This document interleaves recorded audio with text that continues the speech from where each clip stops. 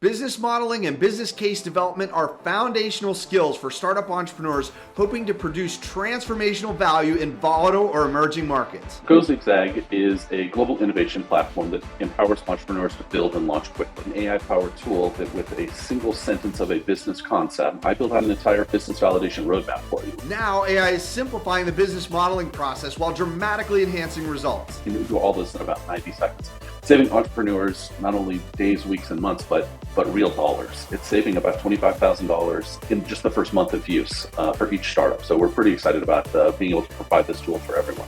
In this video, you'll hear from Scott Ford, former TechStars COO and now co-founder of GoZigZag.com, an AI technology initially developed for venture capital investors to analyze new startups.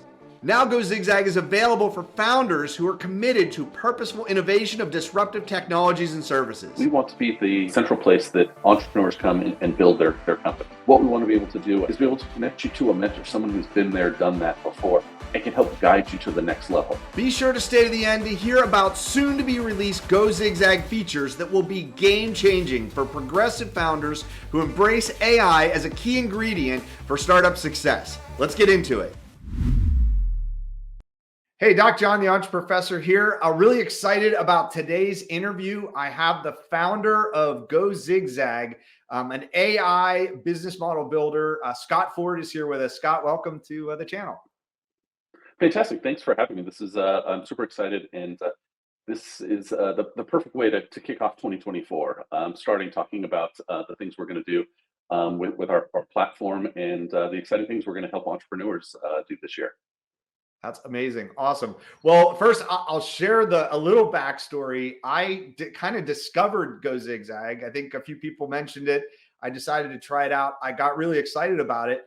I briefly mentioned it in a talk I gave at a conference, and days later, I got an email from Scott. I guess someone connected that, hey, I was talking about GoZigZag, and so Scott, it was awesome to get to know you here in the last month or so, and just to learn about what you're doing. I just think it's really just groundbreaking technology for the entrepreneurship space. So really glad you're here. Yeah, no, super excited. And yeah, what a random coincidence that someone actually sent me a photograph of a slide presentation that you were sharing that had our logo on. And I said, what is this all about? And so I had to find out. So I'm glad we connected the dots, and you weren't too hard to track down. So thanks. I appreciate that. That's good. Everything's working, but yeah, that's great. Well, why don't we start? For those that aren't familiar with it, maybe just a brief overview. What is GoZigZag and why is it, and in my opinion, such a transformational technology? Yeah, absolutely. So GoZigZag is a global innovation platform that empowers entrepreneurs to build and launch quickly. Now, what does that really mean? What that means is I have an AI-powered tool that with a single sentence of a business concept and about 90 seconds of your time, I build out an entire business validation roadmap for you, including, an expanded lean canvas, the actual path to validate your idea, as well as the brand wheel. You have to be able to tell your story. So think of it as refine your idea, validate your idea, and then start telling your story. And so I can do all this in about 90 seconds, saving entrepreneurs not only days, weeks, and months, but real dollars. We actually did some studies with our users, and we found that it's saving about $25,000 in just the first month of use for each startup. So we're pretty excited about being able to provide this tool for everyone.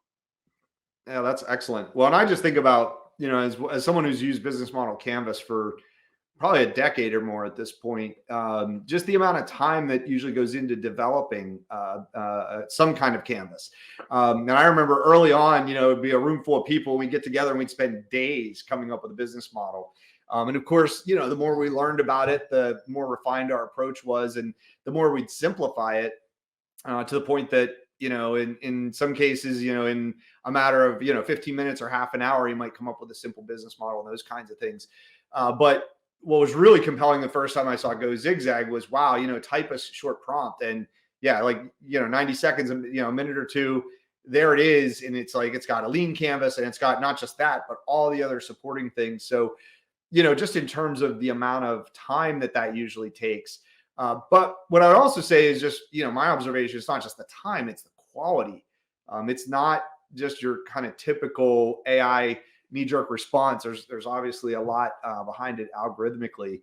Would it be safe to call it like the ChatGPT of business modeling? I don't know if you have you thought of an analogy there? Yeah, we use OpenAI. That's our backend. That's our AI. So we absolutely use OpenAI ChatGPT, but it's kind of the ChatGPT for the entrepreneur.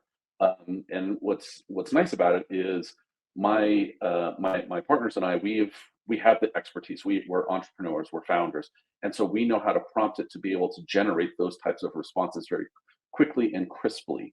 And so yeah, so you could certainly call it something like that, but the platform is much more, and the vision we have for the platform and the ability to expand on it is going to be much more comprehensive than kind of just the data piece that you're getting right now. Yeah, that's excellent. I mean, since you kind of brought that up, talk a little bit about the vision. Like, how do you see this as, there's kind of the here and now, but it's on the grander vision. I'd love to hear a little bit about that. Yeah, so what we want to do is we want to be the ecosystem, the central place that entrepreneurs come and build their companies. And so we can show you a product demo of how it works, but essentially we have all that information all captured very quickly in that 90 seconds. But then we want to let you go back and edit that, and we'll then guide you along the way, and we'll score you, and we'll say that as you go through the process, your scores are improved. What we want to be able to do at that point is be able to connect you to a mentor, someone who's been there, done that before, and can help guide you to the next level. And so finding kind of curated mentors who have been in whatever space that you're building in. Once your score improves, as you keep editing and you see the traction, you see the market sizing and all of those things, then we want to be able to take that data and introduce you to investors. So we really want to be the central platform that everyone comes to build and launch their company. Because now, instead of me just having a subjective data, hey John, like you should, meet this company. It's pretty interesting. We met on this podcast, we've had some conversations. It's based on my personal brand and my personal reputation.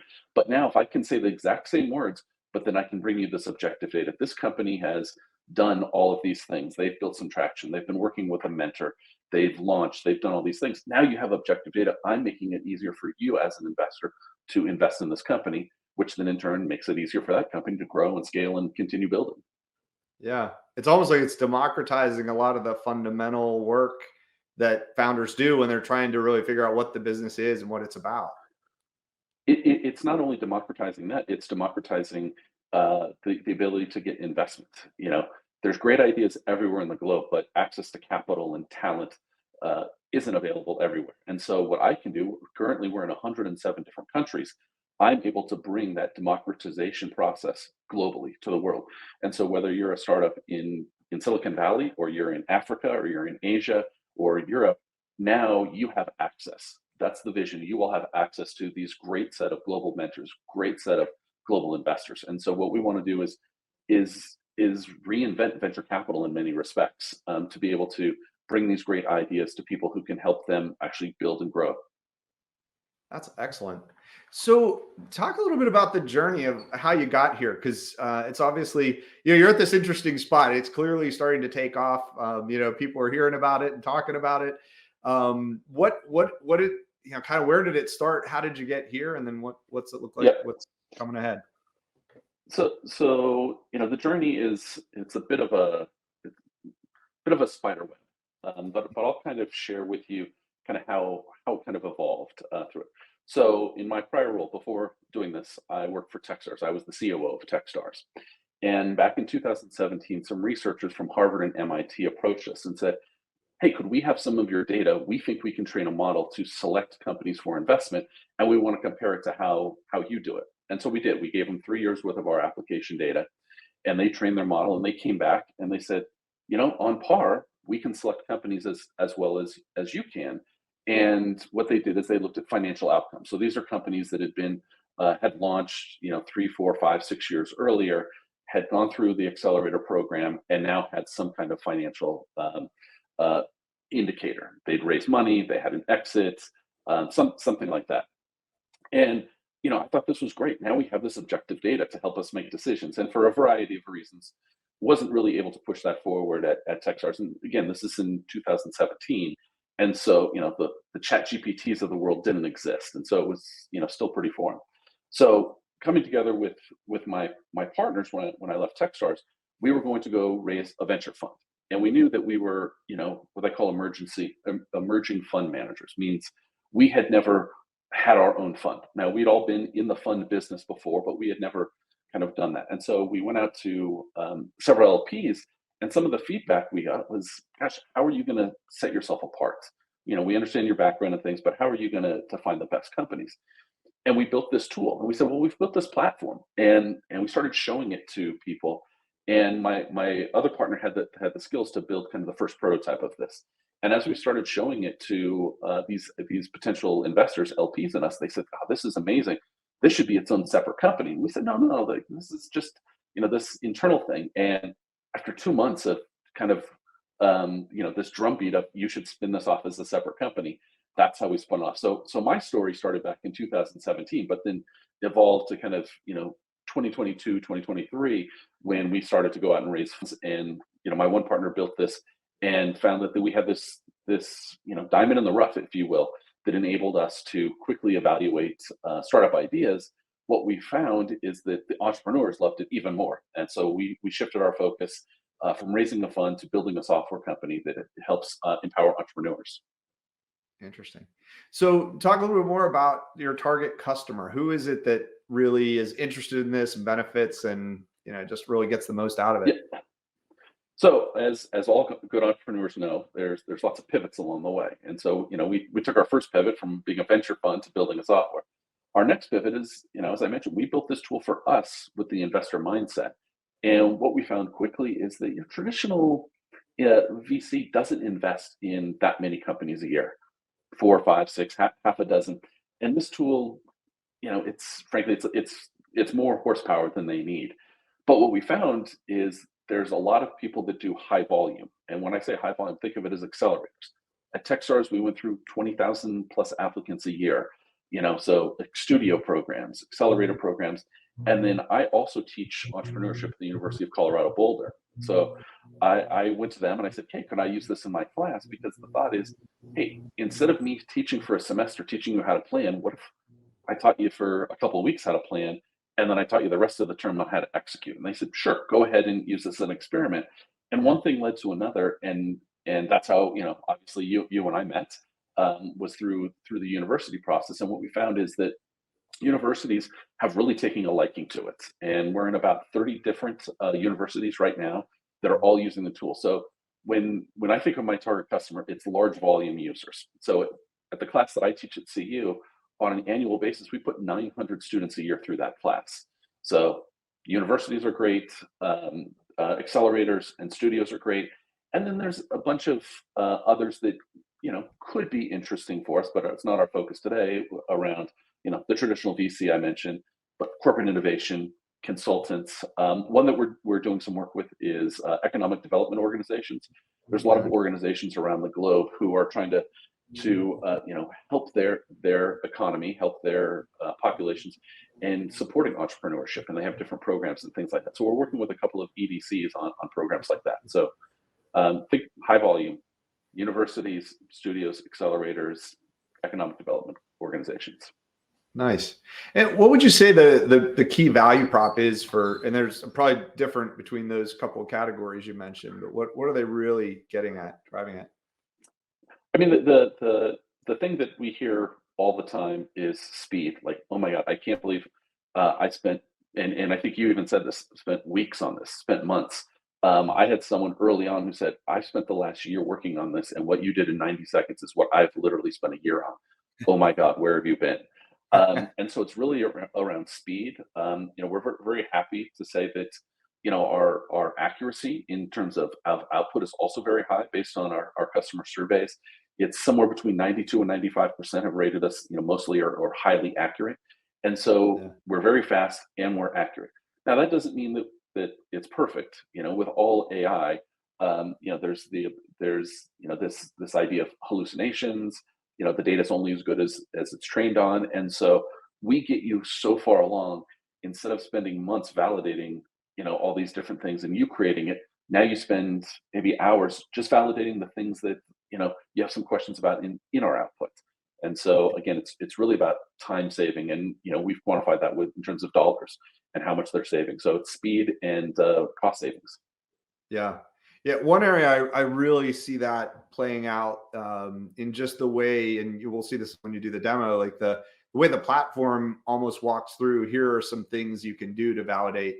Here's a hypothesis. Here's a potential test. Here's the type of data you may want to collect to validate this assumption. I think that's just one example where it, even if it doesn't do that final thing, it really points you to that space of what you need to do to confirm your assumptions. Absolutely, that's one of the things that I'm excited in what I'll call the enhanced lean canvas is, as an entrepreneur, your head is down, you're focused on your idea, and sometimes you just need to lift your head up and look 1 or 2 degrees to the right or left. It doesn't have to be big, and the platform has some of that in it, and it says, here are some potential other ways to play. Think about doing something like this, and it allows you to open your mind to what you're doing as opposed to just being so focused. And that's the thing that I get most excited about is some of these other things when people look at it, oh, gosh, I had thought about that, but I never pursued it. But now that this has come up again, I'm going to pursue it. Or, gosh, I've never even thought about it. What a great idea. I never even thought about that channel as a revenue generating opportunity. Yeah. Yeah, that's great. Yeah, and I really see potential to use it in almost any step in the entrepreneurial process, even at the innovation or the ideation stage, or the prototyping stage, or customer development. The financial modeling. It's like each stage of iteration. There's a potential to almost like retest the assumptions, or change some of the inputs. Or 100%. I have people come to us, some consultants, sometimes some business owners come to us and say, I tried this and I ran on this idea that, this is my business I've been doing for 3 years, 5 years. And God, it gave me some new ideas I hadn't even thought about. Because again, you're so focused on what you're doing, you forget to lift your head up. And that's one thing that I always talk to, the founders at TechStars about is, there's times to work in your business and there's times to work on your business. This yeah, allows you a little bit of both. It reminds you to lift your head up and see that there are other opportunities out there. yeah, that's great. Well, if you wouldn't mind, I'm sure anyone watching this would love to see the platform. Do you mind walking through a bit of a demo and just showing Absolutely. it off a bit? Great. Yeah, absolutely. So the first thing, anyone can use this. It's free. GoZigZag.com. So you go to Zigzag, you log in, and so this is the first page that you log in, and you can see that I started with a very simple idea here. I have several ideas here on the left that I've run before, and this one is a doggy daycare business for Fortune 500 companies. Basically, a way to get people to come back to the office, which we all know is a challenge these days. So someone gave me this idea. We typed it in. I clicked the unleash your startup button, and again, it took about 90 seconds, 2 minutes to create all of this. And so So what I it does, couldn't help laughing at the pun that you unleashed the startup on the doggy daycare business. exactly. Yeah. So the platform is broken into kind of 5 sections. There's kind of like we'll call 3 kind of core sections, and then we'll get into the remaining 2. And that's really where kind of the vision is. It's not implemented yet, but the vision. But the first thing is here's your idea. And so what it's going to do is we'll scroll down and we'll create this lean canvas. And as I mentioned, this is going to be a very traditional lean canvas that you've all seen before. But if you click on the details button, let me just click on this real quickly. It expands this. And so in the original lean canvas, what you saw were the different customer segments, and it was just defined by busy professionals, pet loving executives. But now we've built out the personas, their customer jobs, their pain points. So we've given you additional information about that. As we scroll down, we highlight the problem, the existing alternatives, and this is what I like. We've got the direct competitors, the indirect, but here's where I talk about looking, 1 or 2 degrees right or left. Hiring a dog walker, flexible hours. Like there's other ways that you could be in this space. Again, in the solution section, we have these potential ways to play. And so, maybe you haven't thought about holistic dog care or training services or membership packages.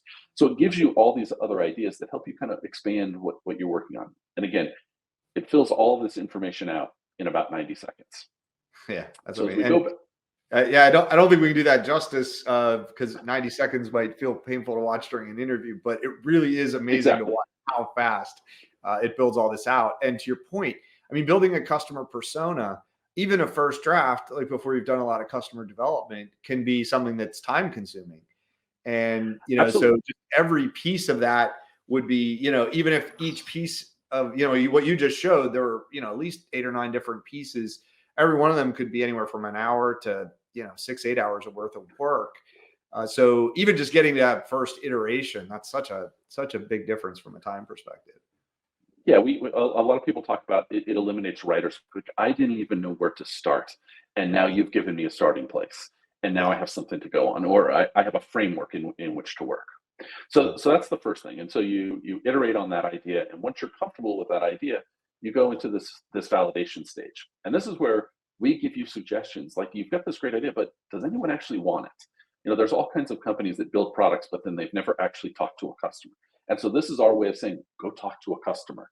So is it desirable? Do that customer interview. Feasible? Do an expert interview. Yeah. Do a validation survey. Do employee interviews. Do a financial model. So we give you all of those types of ideas to go and push forward on this. And if you don't know how to do this, because a lot of our entrepreneurs who are on the platform at this idea stage have never built a company before. And so we actually, in here, the customer interview, we give you 25, 30 questions. Again, removing that writer's block. So you at least know where to start to how to go have that conversation about viability or an expert interview or something like that. So once you've defined your idea, you've now validated your idea, now you have to tell the story. And so we'll scroll down here into what we call Storytelling Central. And this is where we've broken into 3 modules, the brand. So it's your mission, vision, values. Now, again, I don't know what your values are, but we've listed convenience, employee well-being, quality care. Those seem like good things, but it's up to you to go validate those things. Again, it's really about eliminating the writer's block. Like, I didn't even know where to start, but gosh, it's as simple as convenience, and I can just put something like that. Terrific. Let's do something like that. And much like with the lean canvas, we can expand this. And when we do this, it actually gives you some additional information about brand attributes, tone of voice, visual identity. All of those things are included. But now you have to name your company. And what's more fun than the naming the company is we're going to give you a bunch of names: Possum Work, Office Pups. And we give you the story that's associated with it, why we came up with that story. And you can take this again and start using this. Is the URL available? Can I create a company on this? So you have a starting place. And then we also create an elevator pitch using that name. So you'll see Possum Work here is listed in here. So introducing Possum Work, the doggy daycare inside Fortune 500 companies.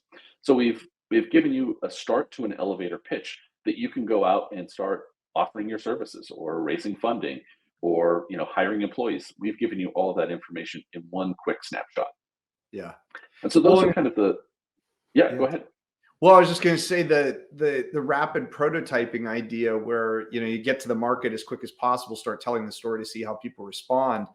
In some ways, it's like this really gives you the tools for that, like that landing page approach. And, if you have an email list, you want to send a survey out or anything like that, it's like all that preliminary content where you're just kind of getting that first test of like, is this going to draw any attention or interest? You could just see how this is Exactly. giving you a roadmap for that. Yeah.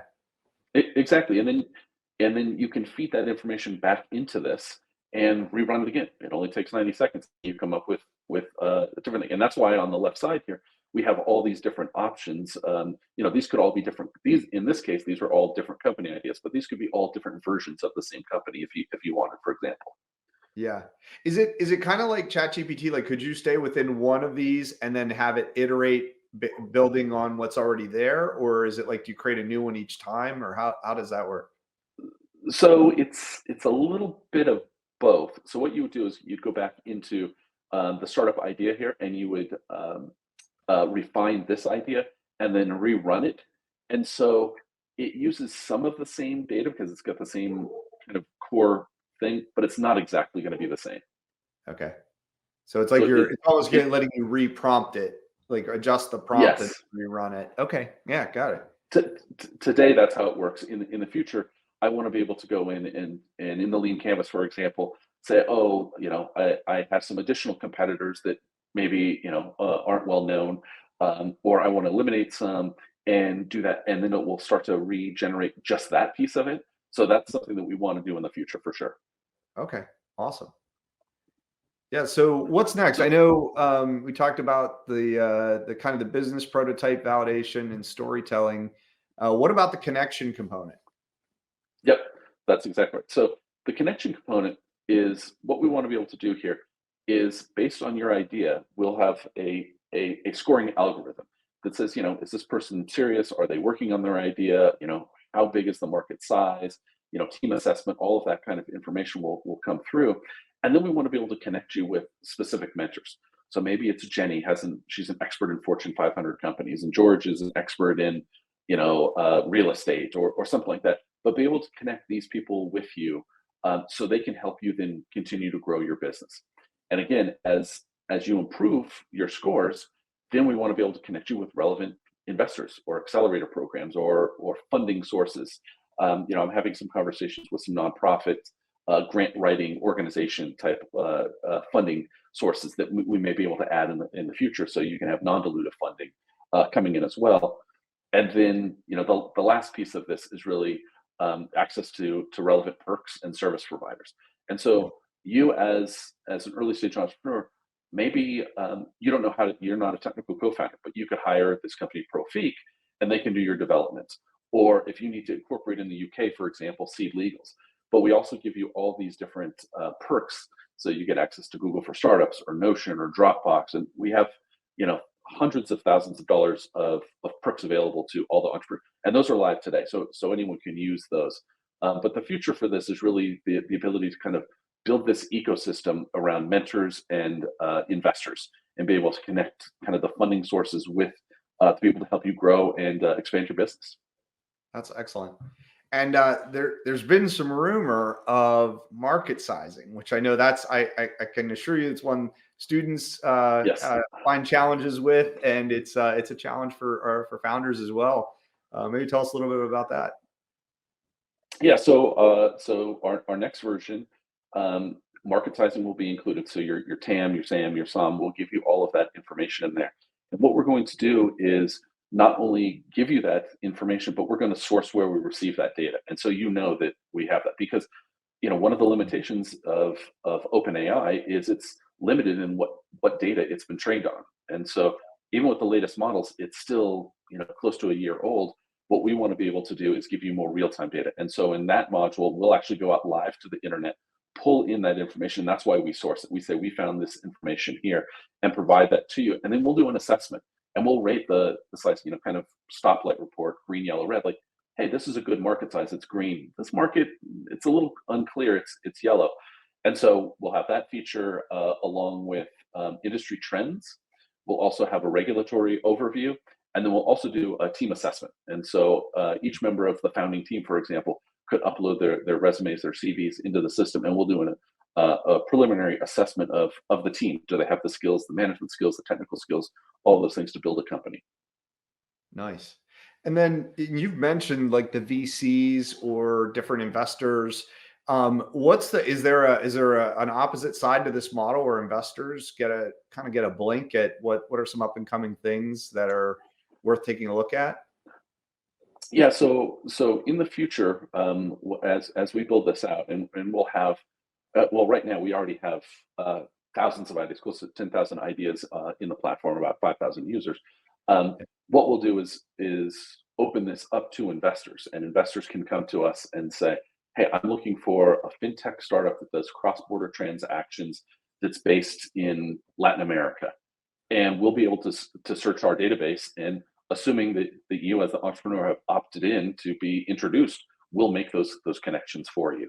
Additionally, if you're in the fundraising process, you could upload your investor pipeline, and then we'll look at our sources and say, oh, we have connections to these, we can make introductions. And again, I can deliver all this objective data with the subjective data to the investor as well. Nice. That's excellent. So Yeah. yeah, really robust platform. Certainly my experience has been it's actually almost just mind-boggling how much data and detail you get even from a simple prompt, and even more so when you have a more robust prompt if you go into a lot more detail. And so that's been really, really interesting and helpful. What's in terms of go to market, what are some of the ways that you're trying to get the word out there and to spread the message of go get zigzag, or go zigzag, sorry. So for us, we've been very, very fortunate. It's definitely been a pull. Like, people have been coming to us and pulling us into things. Like I said, we're in about 30 different universities. We're in some economic development orgs. We're in some accelerator programs right now. This year in 2024, our plan will be to accelerate our go-to-market speed and start monetizing that. Right now, everything is free. We'll have three different pricing models. Kind of the freemium model, where what you're seeing today is essentially all free. Then we'll have a SaaS subscription where, if you want that marketing sizing data or the team assessment data and some of the other features and enhancements, there'll be a monthly fee. And then we'll have the enterprise model, where the enterprise is, so a school like CU or Drexel, or an accelerator program, could then purchase access to the platform and allow all of their users access to the tool. Yeah. What have been some of the biggest challenges you've run into so far as you've been getting it started and bringing it to market? Um, Probably the biggest challenges we had was, we didn't start off to build this as a software company, and so our mindset was very different 8 months ago, 10 months ago, than it is today.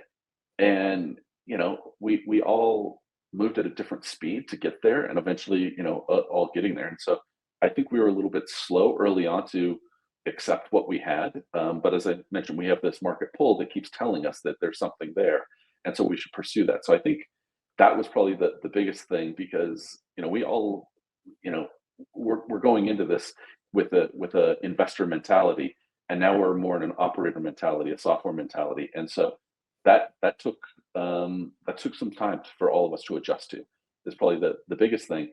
And then, it's a very different set of resources that you need in terms of building. I mentioned my one partner built the initial prototype, but now we have an actual engineering team. You have to build out those things that we hadn't anticipated, and so that comes with, now there's a need for funding. At this point, it's 100% self-funded, but we'll need to go out and find funding, whether it's through commercialization or we raise funds and things like that. And so there's more emphasis on the monetary aspect of it than when we initially started.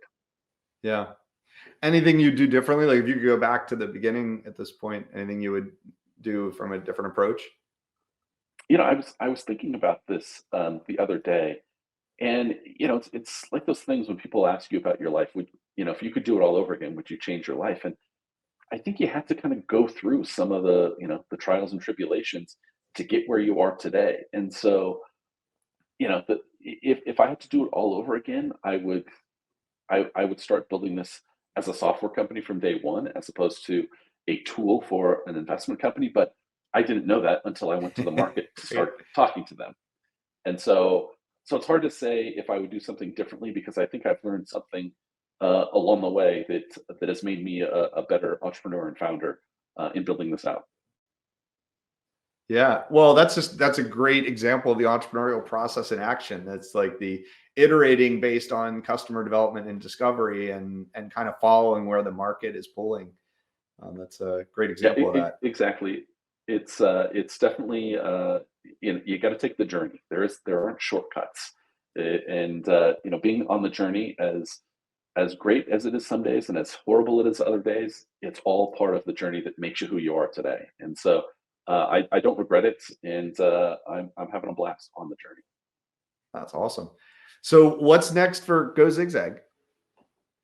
So yeah, so as I mentioned, what's next for us is uh, turning this around to become a financially viable business. Having a business model that, again, that's one thing that we didn't build when we first started. Like, we've built that over the last several months. Is finding kind of product market fit that enables people to want to pay for this. Like, we've had great pull at this point, but now it's easy to have pull when it's free. And as we look to monetize this, we want the entrepreneurs to always have access to a version of this, because I think they're they're who we really focus on, is the entrepreneur and building great ideas. But we have to enable that, we have to find a way to to financially make this a viable business that we can keep running. Because OpenAI and hosting and all those things, they all cost money. And while we've been fortunate enough to self-fund this up until now, as it keeps growing, those expenses grow, and now we just have to find a way to on the commercialization side. Yeah. As you start to find those funding sources and kind of work through those details, what are some of the things you feel like you're going to need to do to really grow and go to scale? I mean, I think for us is really nailing the product market fit for these high volume users. And I mentioned, three different kind of distinct ones. They all have very different use cases. So what I teach at CU is very different than what an accelerator or a studio does in terms of evaluating applications, which is very different from kind of the economic development orgs. And so finding out what kind of the feature set that each needs. I was just talking to an accelerator this morning in Europe that has been using this and is using it for their next cohort, but they need the ability to bulk upload all of the applications, several hundred applications at once instead of this. So that's something that's unique to them, but is not going to be needed at the university level or not going to be needed at the EDC level. And so striking the right balance is probably the biggest challenge. I mentioned, like, we want this to be fast, and I don't want it to get bloated with all kinds of stuff. And I want to make sure that what we have in there ensures that it's fast for the entrepreneur. It gives them great results very quickly, and that's what's really important to me. The reporting and all those things, like, yes, we should do, but it can't impact the core kind of product that it is today. Yeah, that's great. So recognizing there's a pretty strong channel around universities, maybe what's the message to students as they're looking at this technology? How can they gain the most of it as they're kind of learning about entrepreneurship and learning about tools like this at the same time? Yeah, it's kind of funny because a year ago at this time when I was talking to universities, everyone was scared. It was ChatGPT, it's plagiarism. Oh my God, the world is going to end. And I said, this is just like a calculator. When the calculator first came out, oh my God, no one's going to know how to do math. Of course, people are going to have to know how to do math, but let's give them these tools to move more quickly. And Yeah. so it's really, the mind shift between the spring semester and the fall semester.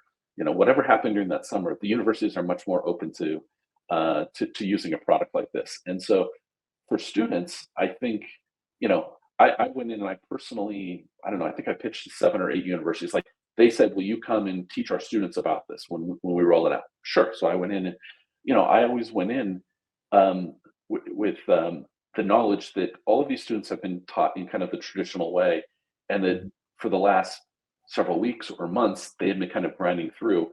And I was going to do in 90 seconds what they spent the last month on. And so Yeah. I went in and I said, hey, I'm going to be your new best friend, and here's how. And let's pick an idea and show them. And I said, now take this and now go and refine your idea. It's all about refining the idea and making sure that it's the best possible idea. And because of the ability to iterate on this so quickly, they're able to go back and take the ideas that they had and refine them. In one class, someone actually used this while I was speaking and renamed their student business in class. They're like, oh, we think this is a much better name. We're going to use this. Yeah. And so it's little things like that that the students are really finding pleasure in. Yeah, that's excellent. Yeah, I think, in one of the points I think I made in the talk that that kind of ended up getting us connected was that I just think we're gonna have to teach this aspect of entrepreneurship differently. We've in the historically spent 3, 4, 5 terms or semesters getting into the details of building a business model or doing customer personas or doing customer discovery and customer development. And now that maybe those foundational things need to be there initially, but that might be a term or two. And then bringing tools like this in to, what it does, it opens up so much more time to really develop strong skills in customer interviews or customer observations or focus groups or something like that. Exactly. Yeah, I Yeah. think it's a game changer. It all goes back to what I mentioned before is, let's stop teaching you how to plan and start teaching you how to execute, and that's going to expedite everything. It's going to make it so much faster. I think of this as again, going back to kind of the TechStars example, we have Startup Weekend, which is a great experiential learning process. It's a 3-day event. Everyone comes in on Friday, they pitch ideas, they form teams around those ideas. Saturday, they spend building. Sunday, they launch and pitch. Well, with this tool, they could do all of that on Friday, and then Saturday and Sunday, it's not really about building the idea. It's really about how to execute. How are we going to execute on this? What's our real go-to-market strategy and things like that, as opposed to kind of refining all the time. Yeah, that's excellent. Good. Well, I'm glad that you were able to join today. It's been a great conversation. Before we sign off, though, I got to ask one of my favorite questions. Do you have a favorite founder film? Oh wow, that's a great question. Um, I don't know that I have a favorite. I think I take little bits and pieces from a variety of different ones. I like the ones where um, that they're kind of bucking the conventional wisdom and going against things. And so when I think of that, I think of like the founder with Ray Kroc. Yeah. And yeah, he's making hamburgers, but he also has this side business where he owns all of this real estate. That's not what you think of McDonald's, but they're a huge real estate investor. Yeah. Or like Moneyball. Again, that's one where it's about data. As someone who's so data driven, like that gets me excited seeing that kind of stuff. Um, and then I can't remember the name of it, but the Uber story, whatever that was, and how if there was something someone said no one explicitly said you can't do this, so they just tried it and just did it, and that's true entrepreneur. Like just go and do it. Now, in the end, there were regulators and things that came and said, "Hey, you can't do this." Well, no one told me before, so I just tried it and went out, and you kind of break things along the way. And so I like those little different aspects of all those different stories. And it's yeah. So not a favorite, but I definitely learn a little bit about out of each one. That's awesome. Great. Well, Scott, thanks again for being here. How can people get a hold of you if wants to learn more about the platform or wants to engage with you? What are the best ways to connect? Yes. So absolutely. The first thing is you can use the platform GoZigZag.com. So you can go use that, log in, have fun with it. And if you want to connect directly to me, it's scott@zigzag.vc is my email. So happy to do that. And then obviously LinkedIn. If you reach out on LinkedIn, I get what feels like thousands of requests. Just note that we connected. You saw this podcast or something like that. So I have some contacts about it. But that's another great way to connect with me. Excellent. Well, good. Now I'll post all those links down below in the description here as well. Well, Scott, thanks so much Fantastic. for being here. I look forward to engaging more as the platform expands and grows, and certainly think a lot of those that I interact with are gonna love it if they try it. So Fantastic. No, I'm super excited that you had me. I'm super excited we met and that that I impressed you enough that you invited me on. So thank you very much. And yeah, I look forward to continuing working with you and others in the university space and just entrepreneurs in general. Like that's my favorite thing is a real passion for working with entrepreneurs. When I first started my first company 20 something years ago, I didn't have access to these kinds of tools, mentors, investors, things like that. And so this is just my way of giving back and trying to bring up the next generation of entrepreneurs in a faster, better, stronger way than I had. absolutely. Well, the technology is definitely there for it. So for anyone listening, if you have not tried GoZigZag, it is a game changer. So try it out. So Scott, again, thanks for being here and keep going.